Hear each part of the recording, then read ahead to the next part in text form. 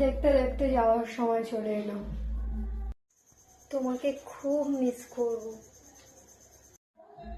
Miss করার আগে আমার জন্য আগে প্রে করো। এতদিন তো দাঁত পরিষ্কার করে আসলাম, এবার দেখো না গিয়ে চিরুনি পরিষ্কার করতে হবে, শাখা পলা পরিষ্কার করতে হবে, চুলে রং লাগিয়ে দিতে হবে। কি সুন্দর ছিল বলো তো আমাদের ডিপার্টমেন্টটা। কি দোষ ছিল আমাদের সবকিছু এরকম ভাবে?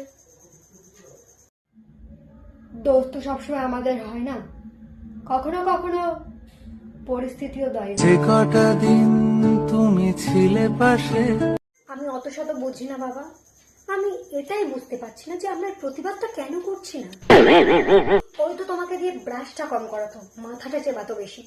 দেখো না মাথা পুরো ছেড়তে গেছে। সেও যাই করুক, কিন্তু এটা তো সত্যি রে বাবা যে আমি আর ঠিক করে দাঁত পরিষ্কার করতে পারছি না। আবার কবে দেখা হবে আমাদের? হয়তো আর কোনোদিনই দেখা হবে না, কিন্তু তুই চিন্তা করিস না রে, শুধু তো ডিপার্টমেন্টই চেঞ্জ হচ্ছে। মধ্যবিত্ত ফ্যামিলি তো এত সহজে আমাকে ফেলবে না। অন্য ডিপার্টমেন্ট অনেক আছে কাজ করার জন্য।